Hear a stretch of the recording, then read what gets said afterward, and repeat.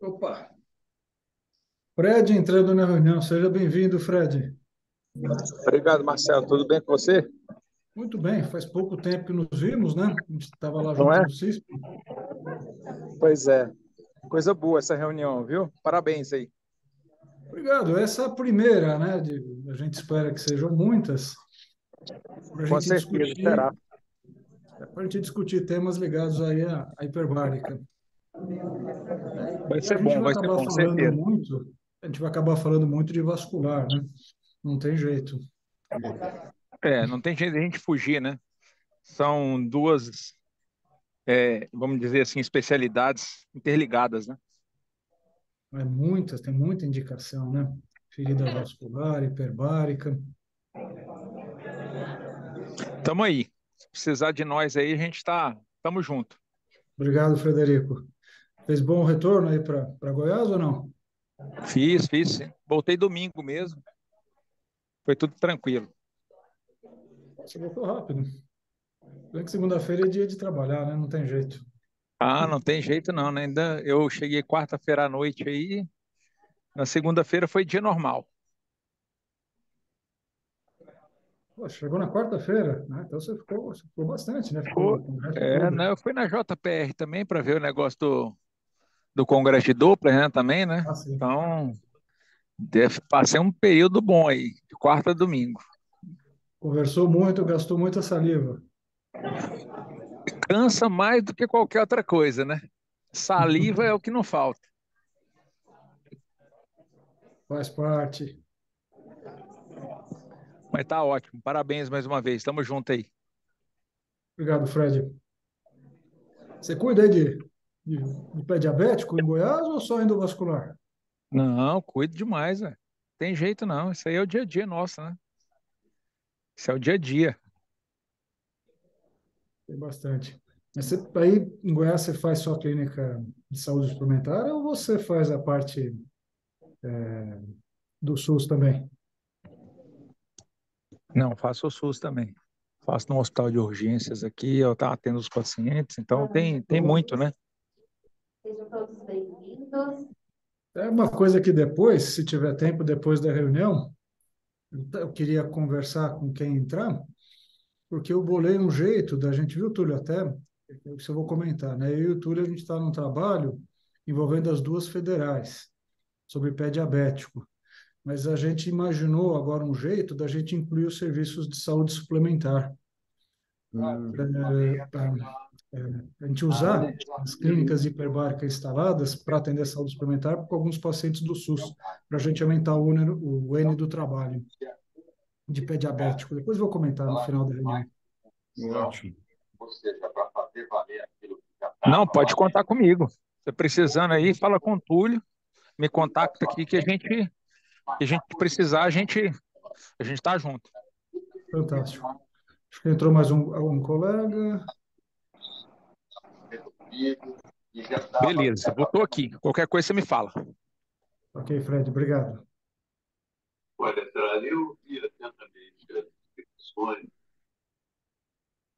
Entrou mais um colega identificado como iPhone aqui.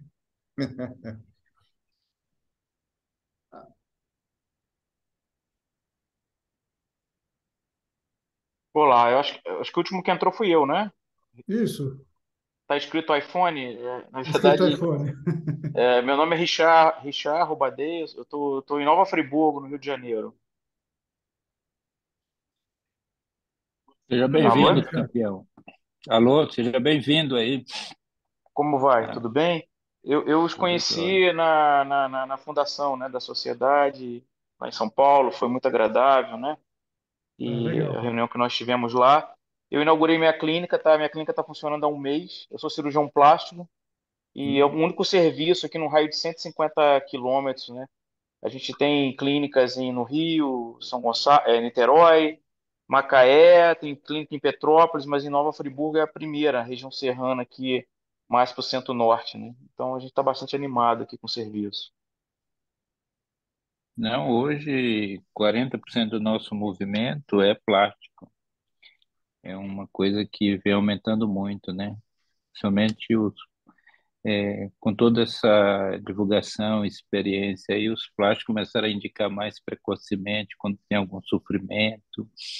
E aumentou muito o volume de procedimentos cirúrgicos também da plástica, né? Acho que a pandemia deu uma estimulada. Assim, a Na verdade, percepção que eu agora tenho, ficou represado, né? Assim, eu né? tenho que durante a pandemia, essas cirurgias menos urgentes, né, que não sejam cirurgias por malignidade, né, elas ficaram postergadas. A gente na vascular sofreu um pouquinho com as varizes também, né? Eu, por exemplo, praticamente não tenho nenhuma variz durante a pandemia. E muitos plásticos também provavelmente não fizeram isso, né? Então, hoje em dia, eu acho que tem uma demanda represada enorme. Sim, eu acho que eu tive a oportunidade de conversar com vocês na ocasião que nós nos A conhecemos. Cília agora se identificou. Acho que é muito importante a iniciativa de nós conseguirmos realmente criar fundamentação científica para as coisas, né? Eu acho que a hiperbárica tem um futuro brilhante, mas nós precisamos aí, a sociedade vai ter um papel fundamental nisso, né? De a gente criar realmente substrato científico e a gente poder levar isso aos nossos colegas de forma mais contundente, oferecendo um serviço embasado realmente em dados, né? Então, eu acho que eu estou bem confiante com relação ao papel da sociedade nesse sentido. O que eu costumo falar é que na sociedade tem pessoas com os mais diferentes perfis e com os mais interesses, diferentes interesses. Mas a sociedade, eu acho que o Túlio compartilha, a gente já conversou sobre isso daí, para a gente, ela significa pesquisa, tentar ter acesso tal, a outros colegas com interesse na mesma área para incentivar e para fomentar pesquisas na área. A gente já está até com alguns projetos junto com a plástica e tal, a gente quer que esse ano a gente já coloque aí na estrada. Aí vamos precisar contar com a ajuda de todos os associados da plástica. Sim, acho que você pode contar. Eu acho que tem vários, acho que estamos vendo vários cirurgiões plásticos instalando, né, implantando a medicina hiperbárica nas clínicas e eu vejo uma receptividade muito boa. Inclusive nessa semana próxima haverá um congresso, né?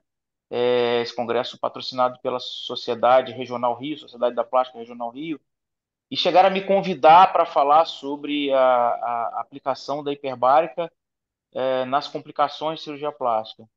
E tentaram formar uma mesa sobre esse assunto e acabou que o programa já estava muito extenso e acabaram voltando atrás, mas um próximo evento já tem aí a oportunidade da gente mostrar e ver os colegas que pô, já têm experiência com isso, né? E eu me dispus falei com o presidente da sociedade que eu estava disposto a buscar justamente junto à sociedade quem tem material sobre isso, experiência sobre isso, e já poder mostrar e levar lá para o Congresso. Ah, tem bastante gente, viu? Tem bastante gente e tal, como o Branco falou, tem sido uma indicação crescente e a gente acaba pegando experiência e mão nisso daí. Branco, já é quase 19h15, não Não, sei vamos se você começar. concorda, vamos começando e Vamos, depois o vamos pessoal vai começar. se juntando e tal. Não, Agora perfeito, vamos lá. eu só melhorar aqui a acústica. Vocês continuam me escutando? Sim, sim. Eu só pedi porque ele travou o compartilhamento. Só um instante.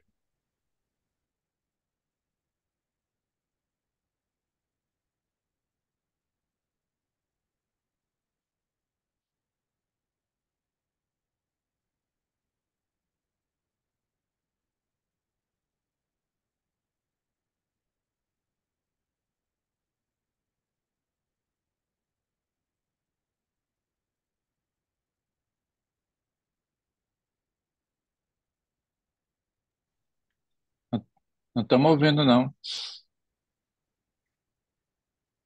A administradora que está aqui comigo, pronto, já liberou o compartilhamento Ah, de já liberou. tela.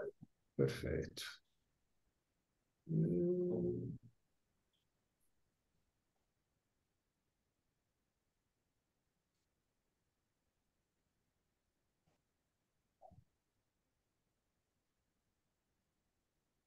Vocês estão vendo Estamos vendo a bem? tela. Perfeito. Perfeito. Bom, gente, então a ideia da reunião hoje, e essa vai ser a primeira reunião, eu e o Túlio, nós nos reunimos e a gente tem discutido muito sobre pé diabético, nós temos um trabalho em comum sobre pé diabético e hiperbárica, e a gente queria, inclusive, ampliar, então, para mais colegas participarem. Então, a ideia foi trazer um trabalho sobre pé diabético nessa primeira reunião. O modelo hoje eu vou apresentar, o Túlio vai fazer alguns comentários, mas, claro, a gente está aberto para quem mais quiser contribuir. E esse é o modelo da primeira reunião. Tá? Esse não é um modelo fixo, tal. Para as próximas reuniões, a gente pode repetir o modelo ou mesmo mudá-lo. Só para quem não está habituado, a Cochrane Collaboration é uma fundação muito importante. Ela foi fundada em 93, ela não tem nenhum fim lucrativo. Em 94 foi feito o primeiro grupo que a Cochrane ela é por módulos, né? Você tem grupo de doença vascular, grupo de doença infecciosa, grupo de doença de cirurgia cardíaca, de cardiologia e tal. Em 94 foi fundado o grupo de doenças vasculares periféricas, logo em seguida ele mudou para o módulo de doenças vasculares. Em 96, eles abriram o primeiro centro de cooperação aqui no Brasil, que foi justamente lá na faculdade, na Escola Paulista de Medicina. E ela é especializada em fazer revisões sistemáticas exclusivamente, ou praticamente exclusivamente, sobre ensaios clínicos controlados, aqueles estudos que têm os graus de evidência mais altos. É um instituto que está presente em mais de 100 países atualmente e já conta com mais de 28 mil colaboradores. Em 2011, a relevância desse instituto é tão grande que, em 2011, eles receberam assento na Assembleia Mundial de Saúde, que é um órgão ligado à ONU, e acabou que a Cochrane tem influência em grande parte das decisões de saúde pública que são utilizadas globalmente na atualidade.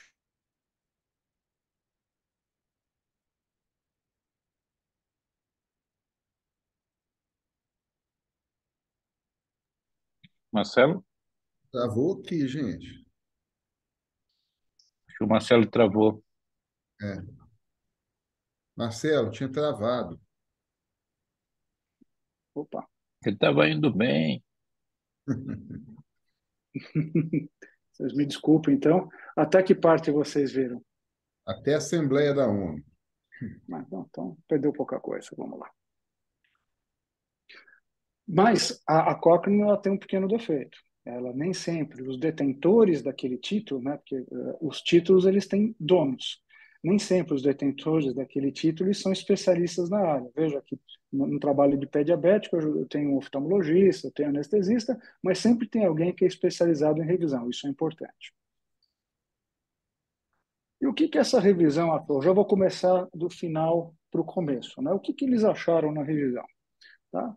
Que a terapia hiperbárica, ela sim, ela promove a cicatrização de feridas no curto prazo e, muito provavelmente, ele diminui o número de amputações maiores. A gente já vai falar um pouquinho mais sobre isso daí. Tá? Esses dois desfechos, esses dois achados, eles são baseados em evidência de qualidade moderada, o que não é ruim. A gente vai ver que uma grande parte das evidências que nós vemos na Cochrane, elas são baixas ou moderadas. Então, está na média, são poucas os ensaios clínicos controlados que são considerados com grau de evidência alto.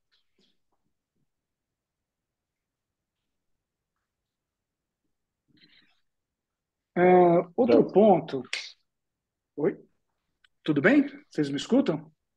Não, tudo bem. Outro ponto que a gente pode ressaltar, foram selecionados 10 trabalhos para essa revisão, esses dois aqui, eles são de outro, como era um trabalho para feridas, esses dois eles englobavam feridas de outras origens, né? Úlceras que são de vasculites e úlceras secundárias à doença venosa, então não entraram aqui na minha avaliação. Os trabalhos, esse perfil não é muito ruim, tem muita dúvida na sequência de BIAS, porque muitos estudos são antigos, da década de 2000, da década de 90, onde a metodologia, que é essa ferramenta de análise de bias, que é o Hobbes, ela analisa uma metodologia antiga. Então, sempre acaba dando uma chance de BIAS duvidoso. O principal bias foi no cegamento dos participantes, e que para mim é razoavelmente lógico, porque é difícil, tem poucos métodos de cegamento que são validados para terapia hiperbárica, né? Então, é um negócio difícil de validar, de dar cegamento, assim como muitos procedimentos cirúrgicos. Então, esse é um perfil normal quando eu tenho procedimento, tá? Quando eu tenho cirurgia, quando eu tenho algum procedimento que envolve equipamentos, que é realmente difícil cegar, tanto equipes como participantes. Ô, Marcelo, eu Sim, posso fazer assim, à medida que você for falando, eu faço pequenos comentários, ou você prefere tudo ao final?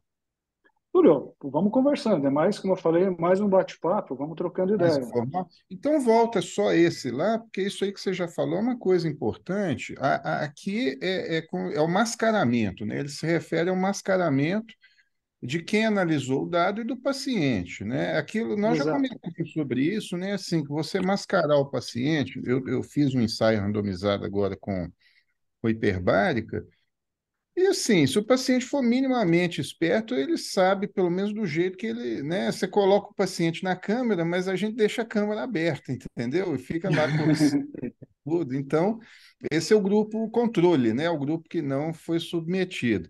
Então, é o que você falou mesmo. É muito difícil você fazer esse mascaramento, né? Agora, a análise do paciente, aí você não precisa de contar, né, pro avaliador que foi. Você vê que ainda assim, ó, a maioria dos estudos não teve, né? Mas teve uma boa, olha, um, dois, três, quatro, o amarelinho que ficou em dúvida, cinco, né? Ah, não, desculpa, um, dois, três, três verdinhos e um amarelinho, foram quatro mesmo. Razoável.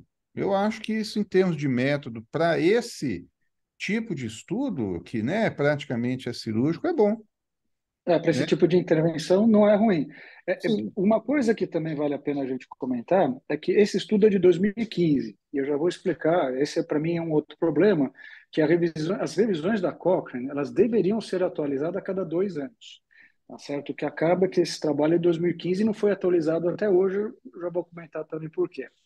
Mas Mas se essa não me engano, ferramenta, deixa eu só, essa ferramenta que foi usada, que era usada em 2015, já mudou, chama Hobby 1, tá certo? Ela tem 7 itens e ela é muito rígida nas questões do cegamento. A ferramenta Hobby 2, que a gente usa atualmente, ela tem menos itens, ela tem só 5 itens. O risco ligado ao cegamento, ele existe, mas ele é mais maleável. Ele tem um item que te permite dizer assim, olha, eu acho que este cegamento para este procedimento não interferiu no resultado final. Ele te dá essa maleabilidade. Então, eu acho que é uma ferramenta mais difícil de aplicar, mas ela é mais inteligente. não. Mas mesmo porque também, né, Marcelo, o cegamento aqui não vai ser assim na avaliação do desfecho, porque sim, são desfechos duros. É área de ferida, né, que é um dado objetivo, é diferente de dor. Dor é muito subjetiva, né? E amputação, entendeu? Amputação também não tem muito, é amputação menor e amputação maior. Então não tem, Exato. não vai ter essa interferência toda, isso que é importante a gente chamar a atenção. Muito bem lembrado, Túlio. É isso mesmo. E até no nosso trabalho a gente está usando essa metodologia também. Agora vamos em frente. Outro ponto que o trabalho ele tem alguns problemas, e ele cita, é a grande heterogeneidade que tem nos tratamentos executados. Tá? Nos trabalhos, nesses 10 trabalhos que foram incluídos na revisão, a pressão utilizada nas sessões ele variou de 2,2 até 3 atmosferas. Esse ponto eu acho que ok, tudo bem, normalmente é isso que a gente usa mesmo. Um dos problemas maiores que eu achei é isso daqui, foi o tempo. Alguns trabalhos, e um dos trabalhos que foi relevante, ele foi responsável por 17% do peso da amostra, ele usou apenas 30 minutos de câmera. Isso muito provavelmente é pouco, tá certo? A maior parte dos guidelines, dos trials, que fala Só? para ferida Um. diabética. Oi? Alguém quer comentar?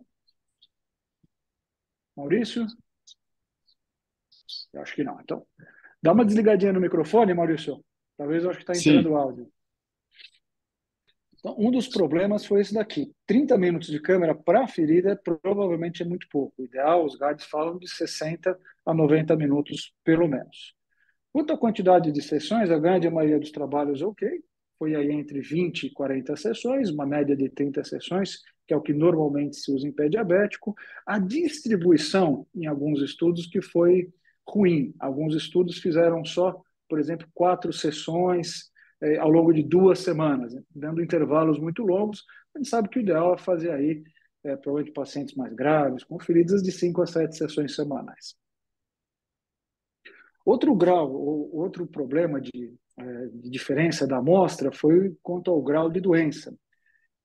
Tiveram estudos que incluíram pacientes sem feridas, né? O que eles disseram que são feridas ou lesões pré-feridas, onde a pele fica apenas tem uma equimosezinha tal, provavelmente vai abrir uma ferida. Tem alguns estudos que incluíram esses pacientes. Então é difícil você tirar, por exemplo, um resultado de fechamento de ferida em um paciente que inicialmente não tinha. Enquanto outros trabalhos incluíram grau da doença muito alto, com úlceras mais profundas e até mesmo necrose de partes do pé, mas que ainda não levavam claramente à amputação. E é claro que um paciente com um grau de doença 4, com uma necrose de dedo, uma úlcera mais profunda, vai ter uma evolução muito diferente de um paciente que tem aí um grau bem inicial da doença. Outro problema foi a inclusão de pacientes em diferentes fases dessa ferida. Enquanto alguns estudos eles incluíram pacientes com úlceras um pouco mais agudas, até 4 semanas de solução ou de continuidade, outros já incluíram pacientes com mais de 3 meses.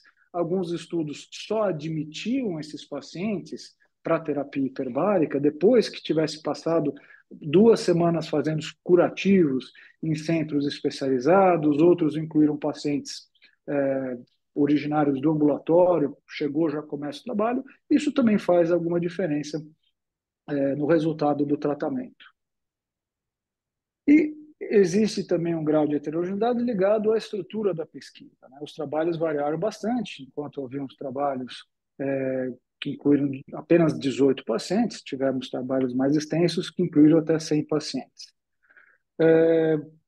Outro ponto de divergência entre os trabalhos é que muitos usaram o grupo Chan, né, que usaram um comparador semelhante à hiperbárica, enquanto outros simplesmente não usavam nada.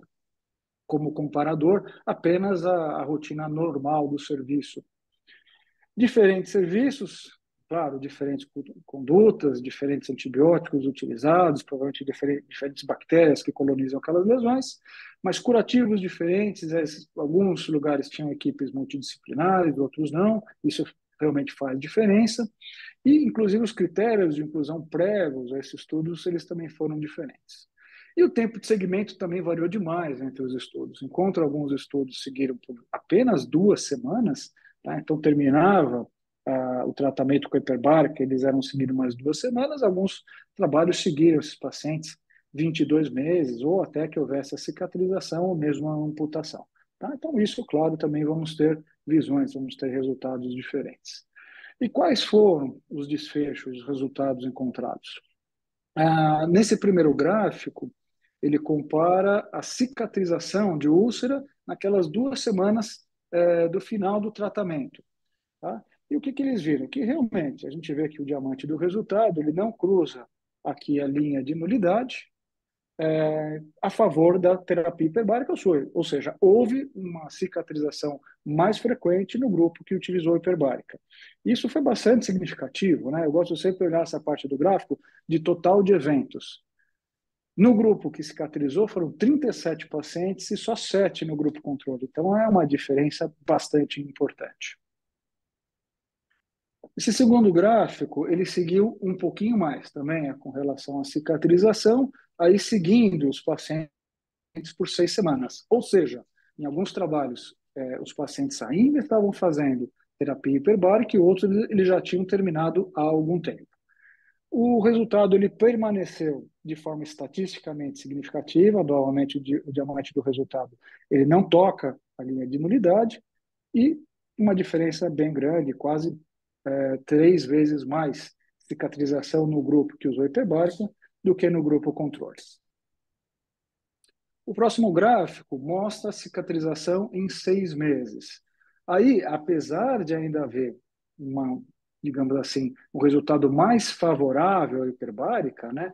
Nós vemos aqui 20 pacientes no grupo hiperbárica cicatrizaram e apenas 11 no controle. Como foram menos trabalhos que seguiram tanto tempo, esse N caiu, então ele perdeu força estatística, o diamante do resultado ele cruza a linha de nulidade. Quanto à taxa de amputação... Só um minuto, porque agora você vai entrar num outro desfecho, né? Isso, Você já vai vamos entrar em mudar o desfecho. amputação menor. Então, com relação, só fazer esse comentário, então, com relação à cicatrização de ferida, eu acho que é o principal desfecho no qual a hiperbárica ela realmente demonstrou efeito.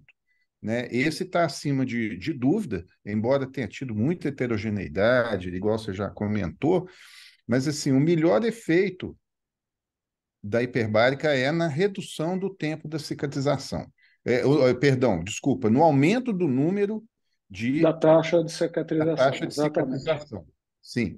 No médio prazo, né, e talvez no longo prazo também tem dados ali um pouco maiores, esse efeito a gente não sabe se ele se mantém, mas o efeito no curto prazo, ele com certeza ele está muito acima do grupo controle. Então, só chamando atenção para isso. Agora é amputação menor, né? O que acontece é que você vai fazer a hiperbárica durante um tempo, durante algumas semanas, certo? Depois de 6 meses, ninguém mais está fazendo hiperbárica, já cessou. Aí, o que vai valer são os cuidados, os outros cuidados, cuidados gerais, com o pé diabético. Muitas vezes isso daí acaba se perdendo. E A foi interpretação que eu heterogêneo, dou né? é isso. E E esse caiu muito. Você cuidado, vê que são só 2 trabalhos que seguiram os pacientes com úlcera por 6 meses. Então, foram nesse 30 e intervalo, poucos, né? é. Então, assim, bom, mas está claro, do ponto de vista científico, né, que, pelo menos nesse ponto, a hiperbárica, ela está assim, tá bem claro, né, que ela Tá bem estabelecido. tá bem Concordo, estabelecido que ela aumenta a taxa de cicatrização. sem dúvida. Ok. Agora vamos partir para outro desfecho. Amputação menor. Computação menor. Isso daí não teve diferença estatística, tá certo? Foi bem semelhante, apesar aqui do número de eventos, né, teve menos amputações, menos da metade de amputações no grupo hiperbárica, comparado com o grupo controle, né, 30 amputações. Esta diferença para essa população, para esses trabalhos, ela não foi significante do ponto de vista estatístico, não teve força estatística. Tá? Ainda assim é favorável, né? Isso é esperado, né? Muitos pacientes com pé diabético, eles já chegam com os dedos muito necrosados, né? Então, é assim, uma amputação que a gente considera que uma amputação menor é um evento de menor importância. Tá certo? Quando bem executada a amputação, esse paciente ele vai ter uma qualidade de vida boa, tá certo? Isso vai ter um pouco impacto na qualidade de vida do paciente. Então, eu acho que este não é um desfecho para mim que seja tão importante, diferente disso daqui, tá Mas certo? Eu só um acho que quando minutinho, a gente Marcelo. fala, claro, por favor, Na amputação menor, eu concordo plenamente com você, porque a amputação menor, o prognóstico dela muitas vezes já está definido quando o paciente chega. Né? O certo? tratamento vai ter pouco efeito naquilo. Se você tem uma gangrena estabelecida de dedo, entendeu? Você não vai recuperar aquela gangrena com nenhum tipo de tratamento, nem com revascularização, nem com oxigenoterapia hiperbárica, nem com célula-tronco. Não adianta, não vai. O prognóstico já veio estabelecido. Então, eu também concordo. É um desfecho que, assim, eu não meço muito, não. O importante, eu acho que os dois principais, isso aí você já falou, são a taxa de cicatrização e a amputação maior, porque essa sim, a amputação maior a gente pode fazer diferença, né, com os tratamentos e tudo, não na amputação menor. O que eu costumo falar o que a gente tem que fazer no pé diabético é fazer tudo para que uma situação dessa, do slide da esquerda, não se torne a situação do slide da direita. Tá certo? Esse talvez seja a principal missão nossa como médico, como responsável por esse paciente. E como é que ficou na amputação maior? Foi quase, tá certo? Vocês veem que a gente tem uma taxa de amputação muito menor no grupo controle. Foram 9 pacientes que amputaram no grupo de hiperbárica contra 37 no grupo controle. Então, é uma diferença muito grande, mas ainda assim, nesse grupo de trabalhos que avaliou esse desfecho, a linha do resultado ela toca a linha da unidade e não tem um peso estatístico, mas é quase. Tá? É, isso tem alguns jeitos, algumas formas de interpretar isso nesse trabalho. Ah, tanto que os próprios autores, deixa eu só diminuir um pouquinho, eles falam isso daqui. Eu gosto muito das revisões da Cochrane porque eles sempre terminam dando uma conclusão sobre os resultados que eles encontraram e deixando sugestões ou indicações. E eles acham que esse campo da hiperbárica ele tem uma indicação muito forte de mais pesquisa, tá? Estudos maiores, com melhor desenho, com uma melhor estatística, tá? Por quê? Baseado no quê? Eles fazem um exercício nessa mesma, esse daqui é um gráfico dessa mesma pesquisa. O que eles fazem? Com relação à amputação maior, que como eu falei, para mim é o principal desfecho, o que eles falam? Eles desenham 2 cenários. Tá? Um, onde praticamente se tiram aqueles riscos de vieses de forma negativa e se usa o intervalo de confiança de uma forma um pouco mais positiva. Quando você faz isso, ou seja, você olha para os trabalhos otimizando com a possibilidade de otimizar os resultados, olha o que acontece. A linha de resultado ela se desloca muito para a área que é favorável à terapia hiperbárica. E quando eu faço o oposto, quando eu uso um intervalo de confiança para o lado ruim, eu puxo aqueles bias para o lado ruim, entre aspas, o que acontece? O diamante do resultado ele quase não se mexe. Se a gente lembrar daquele quadro anterior, veja, o diamante do resultado ele está nessa posição. Quando eu faço, ele quase não se mexe. E o que isso quer dizer? Que tem muito mais espaço para a gente melhorar esse resultado, ou seja, desenhando estudos onde a terapia hiperbárica use um tempo adequado de exposição, a quantidade provavelmente ideal de sessões, e no paciente correto, muito provavelmente o resultado ele vai se tornar estatisticamente significativo. Túlio, aqui é um outro trabalho, que uma das coisas que eles falam nessa revisão da Cochrane é o que faltou nos trabalhos? Uma revisão do impacto de custos para o emprego da terapia hiperbárica. Aí tem um trabalho bastante interessante.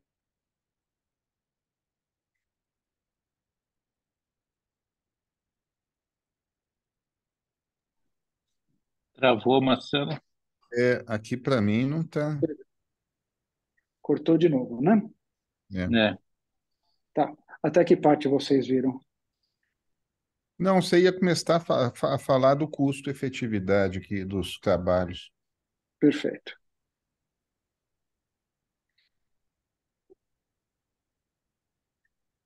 Então, nesse trabalho encomendado pelo Sistema de Saúde canadense, o que eles viram? Que se você não tiver que aumentar a capacidade de câmeras, ou seja, se não tiver que comprar mais câmeras, se você utilizar, pelo menos lá no Canadá foi isso.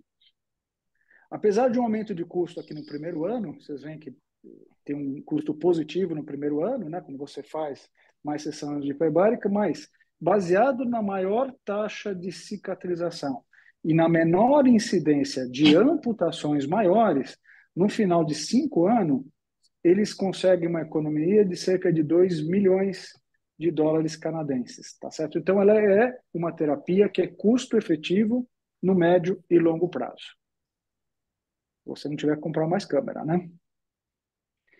E como eu falei, eu gosto da Cochrane porque ela sempre acaba trazendo sugestões para as novas pesquisas. Tá? Entre as sugestões, quando a gente fala em pé diabético ou em feridas, o que ele sugere? Que se faça, porque os trabalhos não fizeram cálculo da amostra para saber se o poder do resultado ele vai ser significativo. Outra coisa, aquilo que a gente comentou, que seja feita uma seleção mais adequada dos pacientes, né? Tentar dar uma homogeneizada. Definir os parâmetros utilizados para a terapia hiperbárica, número de sessões, tempo de exposição, a pressão. Usar um comparador, né? Sempre ideal fazer com um grupo controle que seja parecido com a hiperbárica. Existem protocolos, baseado naquilo que a gente conversou, Túlio. Eu encontrei na literatura pelo menos 3 protocolos validados, um deles com validação externa, para cegamento de hiperbárica. É interessante porque eles fizeram com mergulhadores, então pessoas que estão acostumadas ao aumento de pressão, mas que nunca tinham entrado numa hiperbárica. E parece que quando você insufla até 1,3 atm só com ar ambiente e vai ciclando, 90% deles não souberam se estavam sendo pressurizados de verdade ou não. É bem interessante. Então, é uma forma da gente fazer um chá para esses pacientes. Depois eu te passo o trabalho. Isso é bom. Novamente, o ideal para você, a gente sabe que é difícil chegar com hiperbárica. Mesmo assim, eventualmente pode ser difícil. E outra coisa, como hiperbárica, eu acho que é um recurso muito limitado na maior parte dos locais, eu fico pensando se é interessante a gente fazer nas pesquisas um grupo chã e usar lá, que seja 1h30, 2 horas de uma câmera, só para fazer pesquisa sem um resultado. Então, eventualmente, se você construir pesquisas, como aquilo que a gente falou, com desfechos muito duros, tempo de internação, amputação, taxa de cicatrização, provavelmente a gente vai fazer, segundo a ferramenta nova, essa falta de cegamento, tanto das equipes como do paciente, ela vai fazer menos diferença. Aí eu não preciso desperdiçar tempo de câmera fazendo um grupo controle. Essa é uma opinião. A gente tem que ter medidas de desfecho bem determinadas, aquilo que a gente falou, é a área de cicatrização de ferida, se a ferida fecha ou não, o tempo. Isso, as medições têm que ser feitas em tempos bem estabelecidos, porque um dos problemas que eles observaram é que um avaliava o desfecho com 1 mês, o outro com 3, o outro com 4,5. Então, é difícil você comparar. Então, o ideal é que você faça com tempos pré-definidos em todos os trabalhos.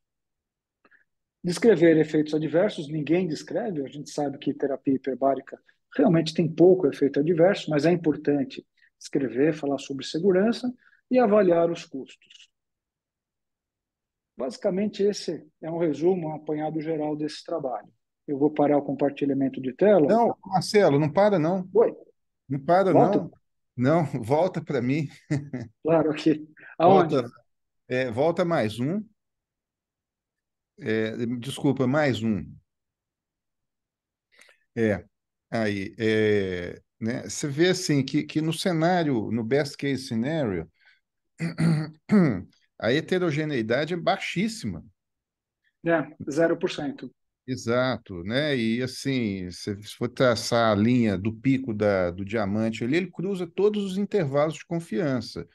É Acho que a verdade. grande falha aqui, e isso assim talvez possa ser até usado em benefício, é o baixo número de participantes, né? Olha ali, tem estudo ali com 18 pacientes, né? Mas quando você junta todos eles ali, você acaba tendo 150 para cada lado. É pouco, mas é pouco, assim, a amputação no paciente diabético ela é muito frequente. Do Então, paciente que chega no hospital, sim, né? sim, né? Então, ela é muito frequente. Então, a taxa de amputação, particularmente desse paciente hospitalar, é altíssima, gente. Assim, a gente vai ficar horrorizado. Talvez os cirurgiões plásticos não saibam, né? Os ortopedistas também não. Mas a taxa de amputação do paciente hospitalar com pé diabético aqui no Brasil é superior a 50%. Né? Não sou eu que estou falando isso, não. Está muito bem relatado na literatura.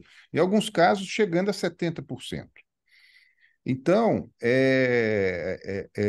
aqui a gente foi capaz, né, de demonstrar aí uma redução ali da ordem de 80%, não é isso? Esse intervalo de confiança ali, 0,2, né? Ou seja, para T1 seria 0,8, então, assim, uma taxa de redução de até 80%, É 1 né? para 4. Né?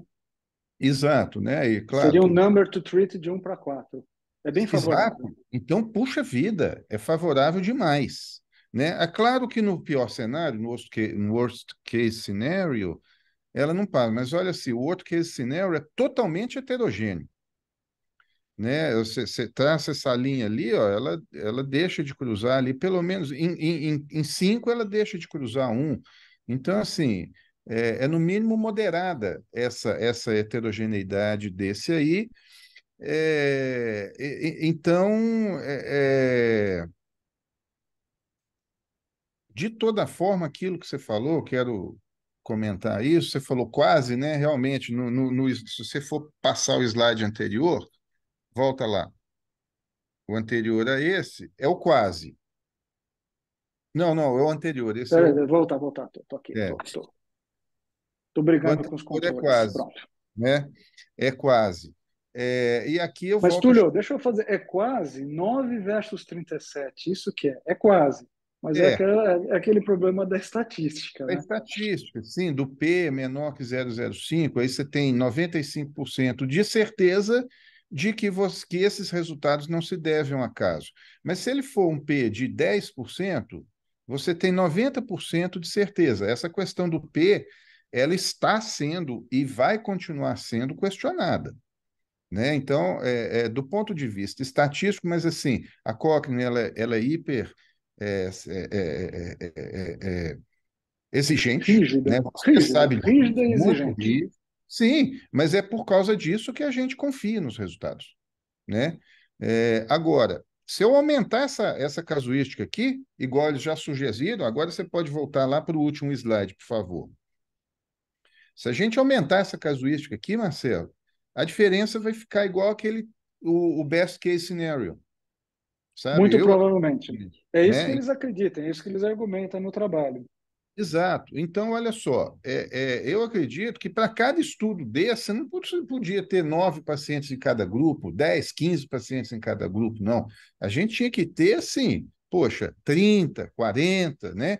Idealmente até mais de 100, porque aí sim eu teria certeza, né? Então, o cálculo dessa amostragem ela tem que ser melhor, mas assim, se o desfecho que eu quero é evitar amputação, e a amputação sendo tão prevalente, talvez eu não precise mesmo de uma amostra tão larga assim, na casa de centenas, né? Muito menos milhares. Agora, se o meu desfecho for redução de área de ferida, aí talvez eu precise sim. Né?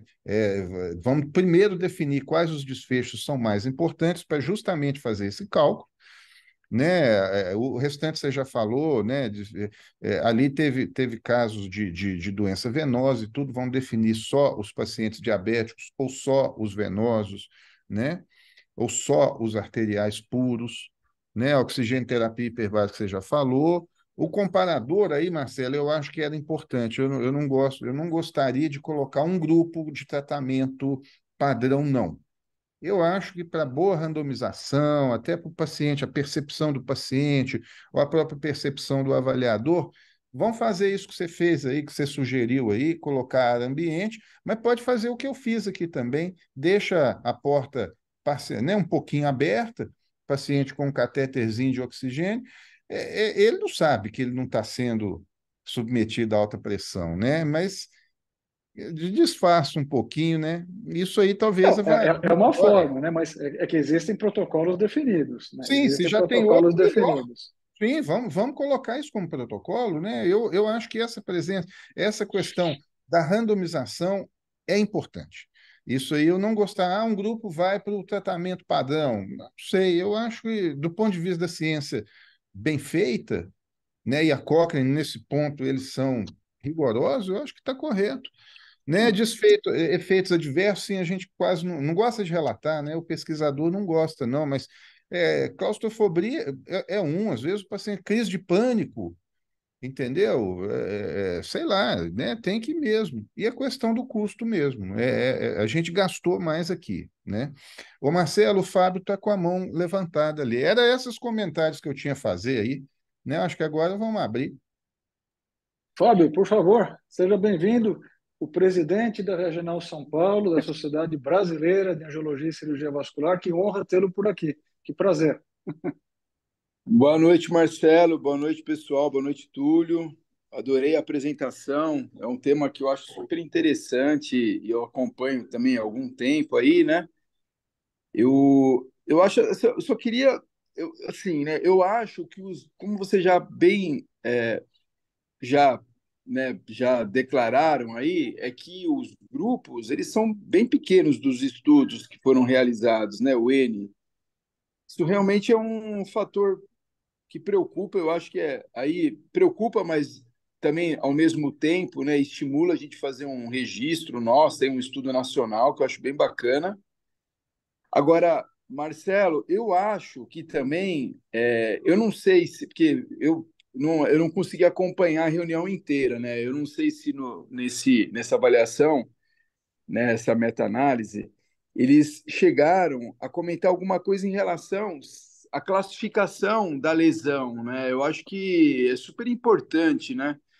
Que se a gente for desenhar algum estudo, seria importante nós utilizarmos uma classificação, seja ela qual a equipe que está planejando fazer esse estudo considerar a mais adequada, né, um sistema de classificação da ferida, né, para a gente poder comparar os dois grupos de uma forma é, mais fidedigna, já que, assim, situações. A gente tem paciente, por exemplo, paciente com pé diabético, que as situações são bem diferentes, né? Não dá para comparar uma, uma lesão que envolve, né, tecidos mais profundos, né, de uma lesão mais superficial, e o mesmo acontecendo no sistema venoso, né? Então, o mesmo argumento eu uso, por exemplo, se você for fazer um estudo, é importante separar o tipo de lesão, né? Então, é uma lesão de origem venosa, uma lesão é, apenas isquêmica, né, infecciosa. Eu acho que o grande desafio de montar um estudo randomizado desse é fazer que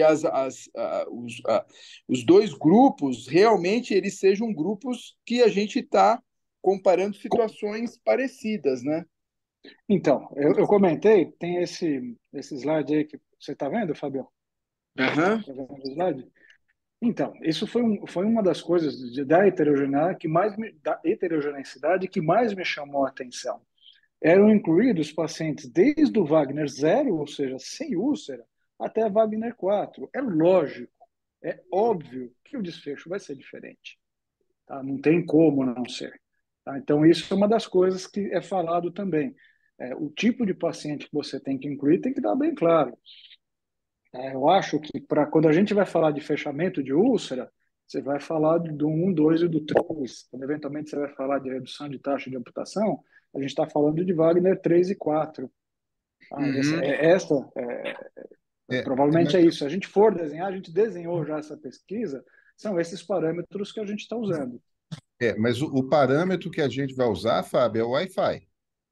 Tá, E o tá. Wi-Fi Eu acho mais Mas na legal. triagem inicial é Wagner, lembra, Túlio? Na triagem sim, de inicial a gente entrada. coloca o Wagner. Sim, mas para você comparar os pacientes, você vai ter que dar o grau de isquemia dele, Sim, né? sim, E o claro. grau de infecção. Sim, perfeito. Então, né? Eu coloquei o Wagner, porque se eu não coloco o Wagner, eu não tenho como juntar esses outros trabalhos. A minha ideia Na é que quando a gente meta-análise. fizer nosso trabalho, a gente coloque nessa meta-análise. Para Sim, isso, a porque gente tem senão que a ter o gente fica Wagner para fora. comparar com os outros. Mas aí é uma questão, acho que o Fábio chamou a atenção aí, e eu esqueci até de comentar, gente. Nada disso funciona se a gente não tratar isquemia e infecção, né? O Sim. ponto principal é primeiro tratar a isquemia, quer dizer, a primeira de todas é a infecção.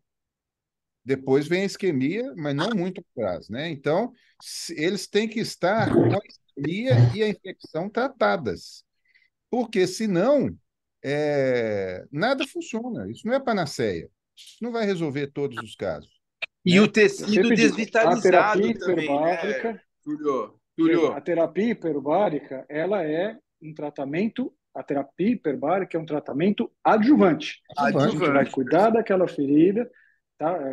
A gente divide a indicação de hiperbárica lá na escola com o pessoal do infecto. E eles não deixam a gente colocar o paciente na câmera enquanto não tiver totalmente debridada a lesão. Eles têm razão. Aí que eu vou ter resultado. Não adianta colocar aquele pé podre, supurando, cheio de fibrina, cheio de necrose, porque a hiperbárica não vai fazer milagre. Ela é um tratamento adjuvante, acessório. É. Viu, Túlio e Marcelo? E também garantir, né, que todo o tecido desvitalizado seja retirado dos dois grupos, que é muito importante também. Eu acho que fazendo dessa forma o Wi-Fi desvitalizado e classificando a lesão por fator causativo, né? Então, arterial ou venoso, cara, eu tô dentro, tô doido para participar desse estudo aí. Muito bacana, Aí, parabéns. bom, aí, Marcelo, ó, vamos angariando aí, ué. Então, eu tive Fazer um um problema grande estudo multicêntrico, bacana. quando eu desenhei nosso estudo, esse estudo está desenhado, ele já está aprovado na plataforma Brasil. Eu pensei só em serviço público. E os únicos dois serviços públicos que atualmente, até onde eu sei, têm disponibilidade de hiperbárica é lá na universidade e é Minas. Tá? Eu acho Sim. que eu acabei de receber a informação que a USP vai ter também.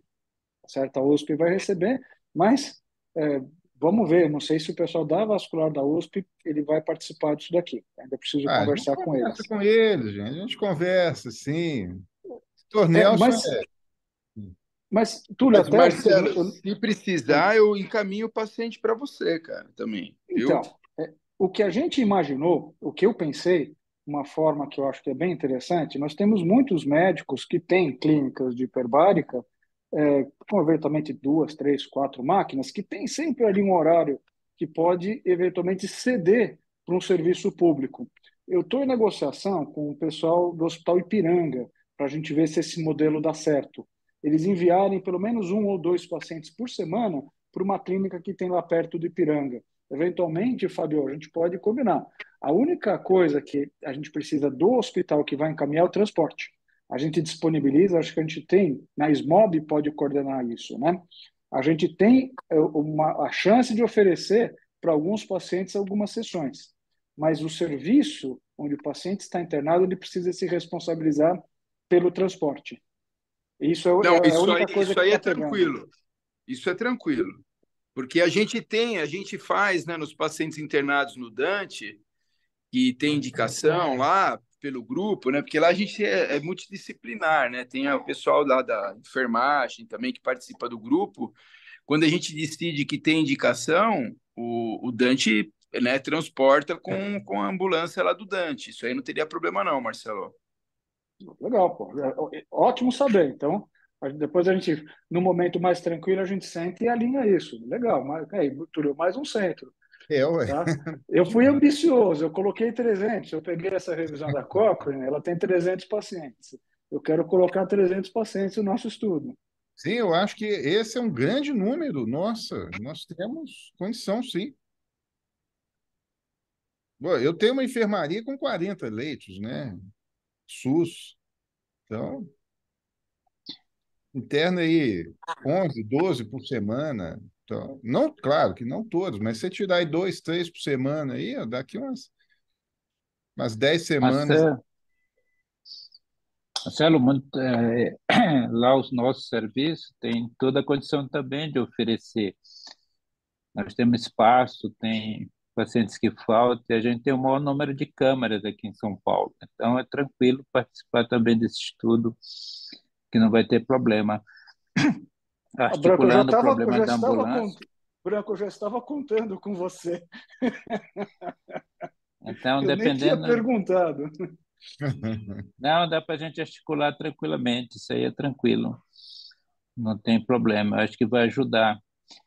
É assim, o grande problema, assim, quando a gente olha essas meta-análises assim, que eu vejo, é porque tem trabalhos muito antigos, né?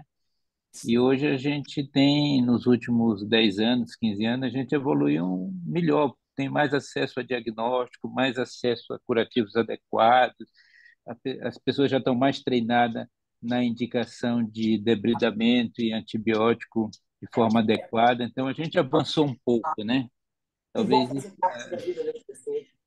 a gente acaba tendo um desvio um pouco, porque tem trabalhos aí que já tem mais de 30 anos, tudo isso, né? Não, Branco, era tão diferente o tratamento naquela época era radicalmente diferente. Desde os antibióticos que nós tínhamos disponíveis, as técnicas de revascularização, na década de 90 a gente não fazia neoplastia, tá certo? Era tudo E ponte, né? Hoje em dia, 90 e pouco por cento que a gente faz é endovascular. Mudou demais, né? É outro cenário, por isso que precisa atualizar essa literatura. É, Aliás, a isso literatura é sempre médica, importante. ela é cíclica. Mas eu acho que esse trabalho nosso vai dar uma grande contribuição para normatizar um pouco, até para se comparar, até para os próximos trabalhos também. Sem dúvida. O Fábio levantou a mão. Não, Fábio, desculpa, não? o que eu queria falar, eu já falei, desculpa, eu vou tirar mesmo. Bom, alguns dos colegas que está assistindo a gente gostaria de fazer mais algum comentário, colocar alguma posição? Oi, Marcelo, Ercília, tudo bem? Olá, Cecília. Eu acho excelente porque a nossa maior dificuldade realmente é ter trabalhos que demonstrem a eficácia da Câmara por causa das diversas variáveis que nós temos, né?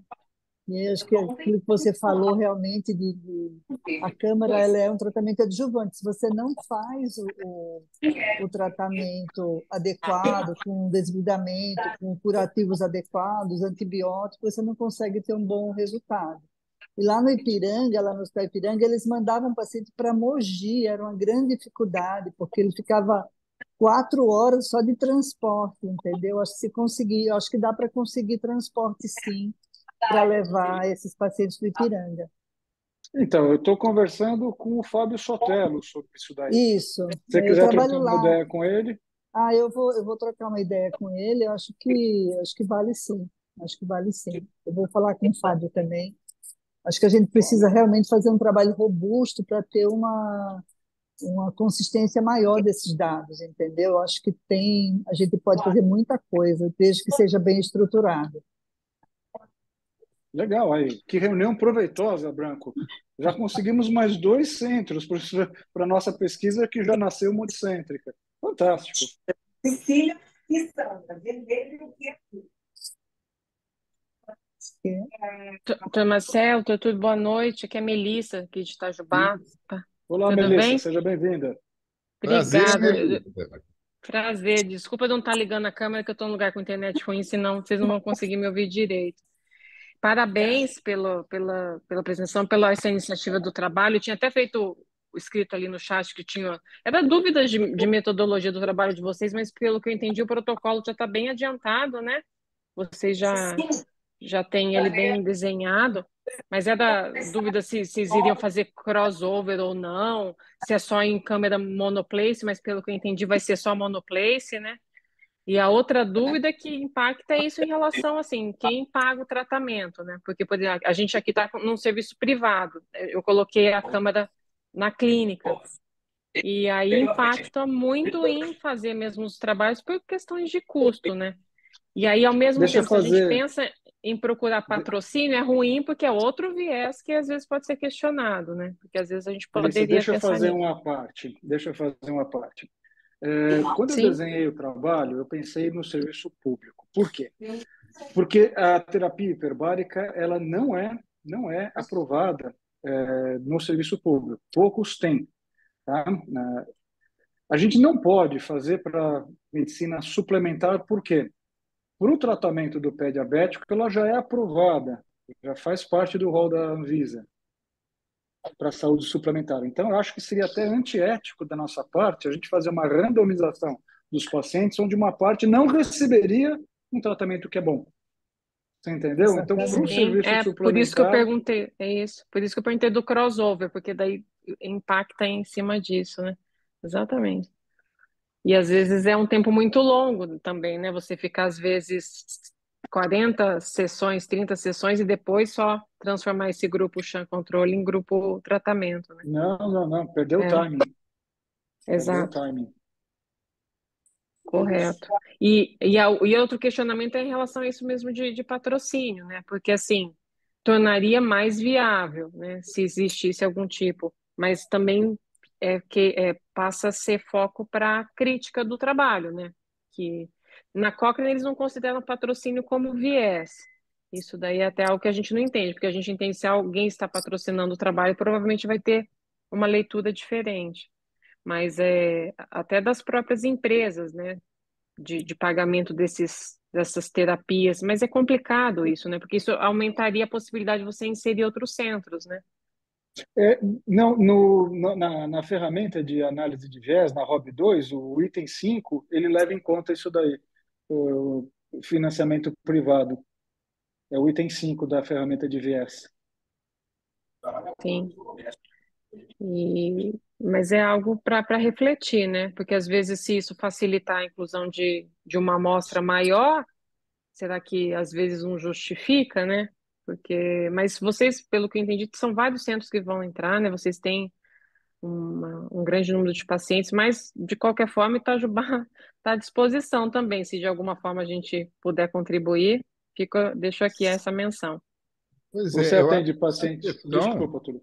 Desculpa, Marcelo, porque olha só, talvez, por exemplo, eu pensei aqui, né, na clínica do Dr. Branco, na clínica da Melissa, a gente levar os pacientes nossos TUS. Por exemplo, o Fábio recrutou paciente lá no Dante, né, e assim, a sua lista está cheia, a minha também está, né? Vai para a clínica do Dr. Branco, né, ou vai para a clínica, por exemplo, da Melissa.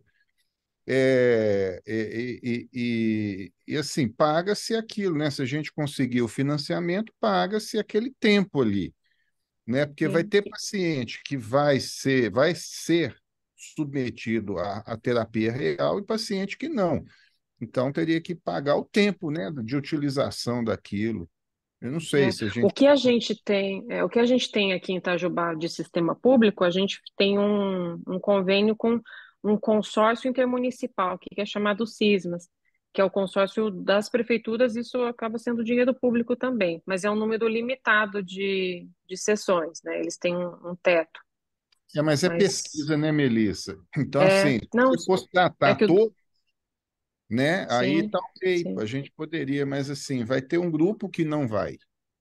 exato, E mesmo assim vai utilizar aquele tempo, é né, de verdade, correto, então tinha que ficar claro mesmo na questão da pesquisa, né? O TCLE vai ser fundamental e tudo. E sim, assim, né, por exemplo, você pode receber 5 pacientes aí por mês, sei lá, chutando aqui, ou sim, 6. 3 vão fazer o tratamento eficaz e 3 vão fazer o sham. Mas, de toda forma, você vai gastar 6 horários para aquilo, né? sim, Então, se tiver como pagar aquilo, uma fonte não oficial, porque a fonte oficial ela quer que se pague pelo tratamento real e não por sim, pesquisa, né? A fonte não vai financiar a pesquisa. correto. Você tem razão na sua, né, na sua colocação e do financiamento, né, Marcelo? Que isso aí a gente pode levantar também. Eu acho que Eu tentei o financiamento FAPESP e tal, não, é, a FAPESP está complicada, né? não é só Então, FAPESP, assim, não, né? Tá é, todo lugar mesmo, né? Assim, ó, acabou. FAPEMIG aqui já não tem há 7, 8 anos que não financia. Isso até fala, mas é aquele, tem, mas acabou, entendeu? Você ganha, mas não leva. Então, e próprio CNPq, todas essas coisas, acabou, né? Dizem que vai voltar agora, eu não sei.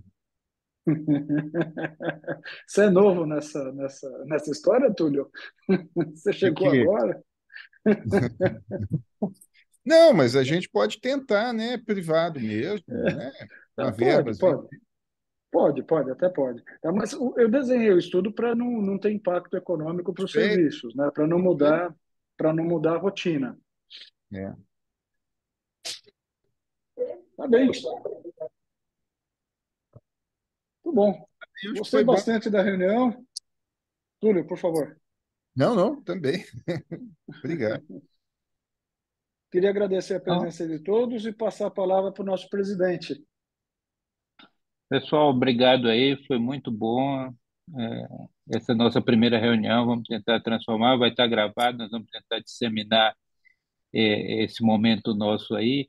Aí na próxima nós vamos ter mais adesão para isso. Mas foi muito bom, foi muito esclarecedor, e isso ajuda a gente a movimentar a questão da hiperbárica no Brasil, trazendo novos atores, novas discussões, uma discussão mais estruturada, que eu acho que é o grande um grande atraso da hiperbárica foi que a gente trabalhou muito pouco com questões estruturadas mesmo. Assim, qual é o impacto que tem mesmo de custo, de efetividade.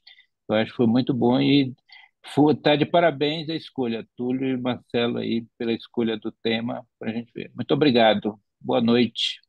E estamos no tempo certinho, gastamos 1 hora. Certinho, é. Então é isso aí. Boa Boa noite. noite, pessoal. Perfeito. Tchau, Britânia, tchau. Boa noite. boa noite a todos.